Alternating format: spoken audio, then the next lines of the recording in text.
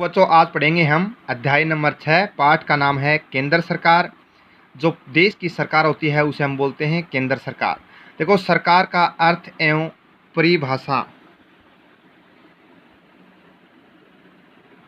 सरकार राज्य की एक अमूर्त एवं आदर्श संस्था होती है। इसे मूर्त रूप प्रदान करने वाली संस्था को ही सरकार कहा जाता है।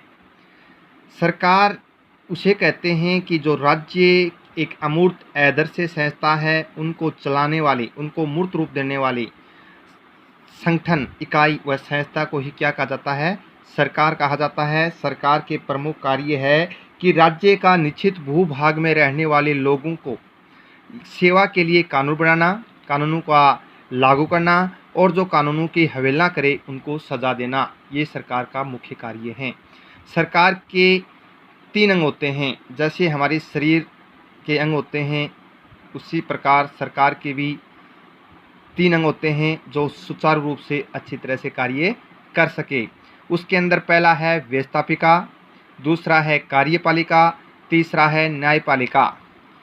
व्यवस्थापिका का प्रमुख कार्य है कानून बनाना और कार्यपालिका का कार्य है कानूनों को लागू करना और न्यायपालिका का कार्य है जो कानूनों की अवहेलना करता है उनको दंड देना।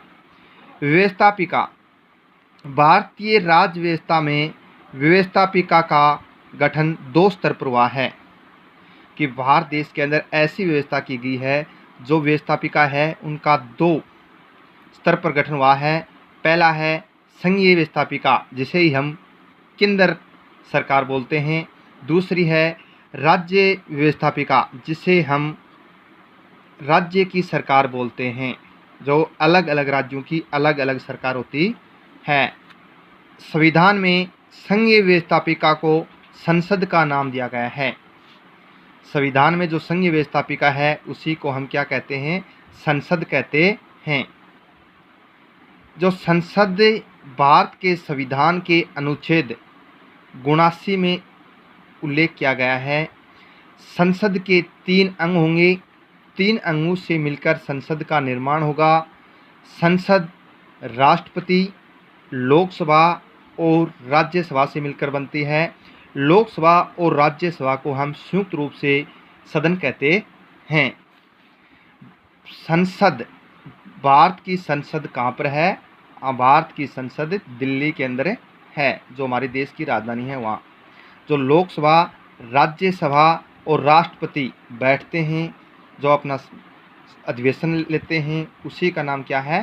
संसद है।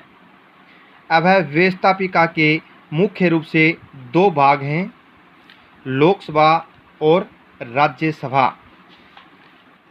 आज हम पढ़ेंगे लोकसभा। यहाँ से आपको प्रश्न बनता है कि लोकसभा का गठन एवं कार्य का वर्णन करो।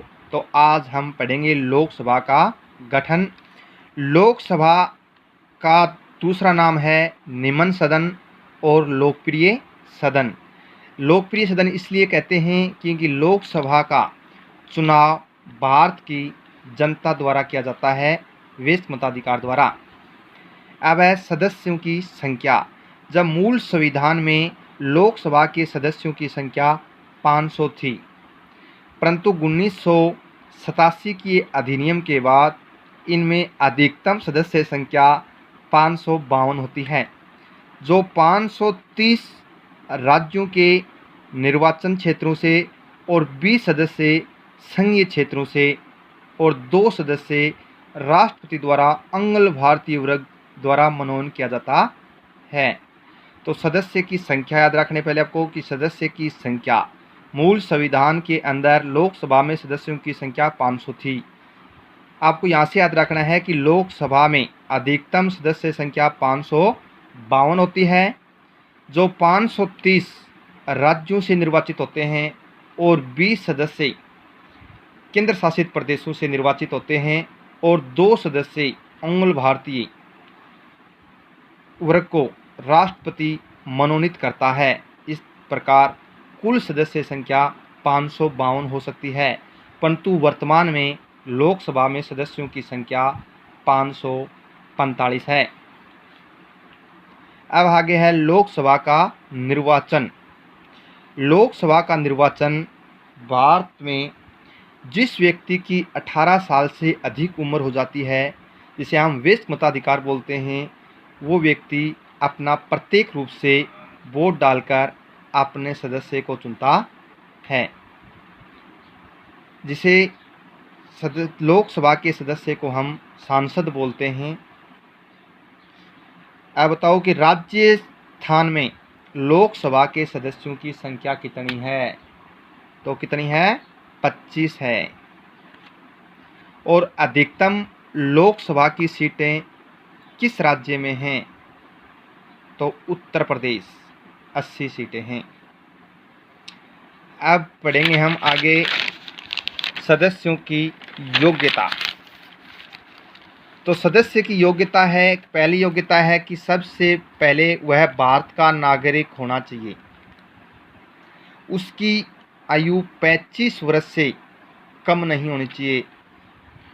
भारत सरकार अथवा राज्य सरकार के किसी भी लाभ के पद पर आसीन नहीं होना चाहिए और वह किसी भी न्यायालय द्वारा पागल व दिवालिया घोषित नहीं होनी चाहिए। तो ये 4 योग्यताएं हैं। जो योग्यता होती हैं वो लोकसभा का चुनाव लड़ सकता है। अब इसका कार्यकाल, लोकसभा का कार्यकाल 5 वर्ष का होता है, परंतु प्रधानमंत्री के परामर्श से राष्ट्रपति 5 साल से पहले भी इसे भंग कर सकता है। भारत देश में अब तक 9 बार लोकसभा को भंग किया जा चुका है समय से पहले। अब है अधिवेशन। लोकसभा और राज्यसभा के बैठकों का राष्ट्रपति द्वारा अधिवेशन बुलाया जाता है और स्थगित किया जाता है, परंतु एक बात विशेष है कि लोकसभा की 2 बैठकों में अंतर 6 महीने से अधिक नहीं होना चाहिए। अब है लोकसभा के पदाधिकारी। लोकसभा में 2 पदाधिकारी होते हैं, एक होता है अध्यक्ष और एक होता है उपाध्यक्ष। यह लोकसभा के सभी सदस्य मिलकर अपने में से ही एक सदस्य को अध्यक्ष और एक सदस्य को उपाध्यक्ष बनाते हैं। अब आगे है अध्यक्ष का कार्य। अध्यक्ष का कार्य, अध्यक्ष के कार्य क्या क्या होंगे? वो अध्यक्ष और उपाध्यक्ष कार्य दोनों के बराबर हैं। यदि अध्यक्ष कहीं छुट्टी पर है, अपना त्यागपत्र दे चुका है, तो उस कार्य का भार कौन संभालेगा? उपाध्यक्ष। तो इसके कार्य हैं, नंबर 1 कि अध्यक्ष द्वारा लोकसभा की सभी बैठकों की अध्यक्षता करता है। अध्यक्ष होने के नाते उसके द्वारा सदन में शांति व्यवस्था अनुशासन बनाए रखने का भी कार्य किया जाता है, कि जो लोकसभा की बैठक है उसकी अध्यक्षता करेगा और लोकसभा के सदन के अंदर शांति व्यवस्था बनाए रखेगा। ये कार्य लोकसभा अध्यक्ष का है। दूसरा है लोकसभा के समस्त कार्यक्रम कार्रवाई अध्यक्ष द्वारा ही निश्चित की जाती है। वह सदन के नेता के परामर्श से विभिन्न विषयों के संबंध में वाद विवाद के समय निश्चय करता है। वह अध्यक्ष निर्णय करता है कि कोई विधेयक धन विधेयक है अथवा नहीं है। संसद और राष्ट्रपति के बीच के पत्र व्यवहार का कार्य भी कौन करता है? अध्यक्ष करता है। ये अध्यक्ष के क्या हैं? कार्य हैं। तो ये है लोकसभा का गठन। एक बार दोबारा दोहराते हैं लोकसभा के गठन को। पहला है लोकसभा कि लोकसभा का दूसरा नाम निम्न सदन भी है और इसे लोकप्रिय सदन भी कहते हैं।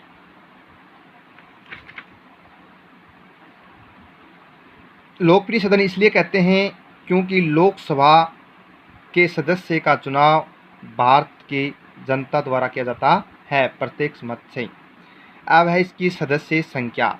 आपको सदस्य संख्या इसके अंदर अधिकतम 552 होती है, जो 530 राज्यों से निर्वाचन क्षेत्रों से होते हैं और 20 सदस्य संघीय क्षेत्रों से होते हैं और 2 सदस्य राष्ट्रपति द्वारा अखिल भारतीय वर्ग को क्या कहा जाता है, मनोनीत किया जाता है।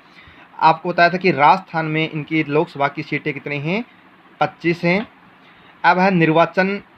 इनका निर्वाचन कौन करता है कि भारत के जो व्यक्ति की उम्र 18 साल से अधिक हो जाती है वे वयस्क मताधिकार द्वारा प्रत्यक्ष रूप से लोकसभा के सदस्य क्या करते हैं, चुनाव करते हैं।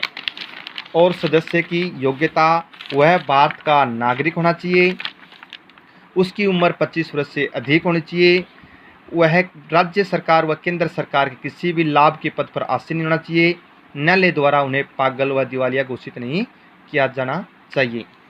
अब है कार्यकाल। कार्यकाल है 5 वर्ष का। लोकसभा कार्यकाल कितना होता है, 5 वर्ष का होता है, परंतु प्रधानमंत्री के परामर्श से ये समय से पहले राष्ट्रपति इसे भंग कर सकता है। भारत में अब तक कितनी बार क्या भंग किया चुका है, 9 बार भंग किया जा चुका है। अब है अधिवेशन। लोकसभा और राज्यसभा के अधिवेशनों की बैठक की अध्यक्षता राष्ट्रपति करता है, स्थगित भी राष्ट्रपति करता है। और लोकसभा की बैठक में 6 माह का बीच का अंतर नहीं होना चाहिए।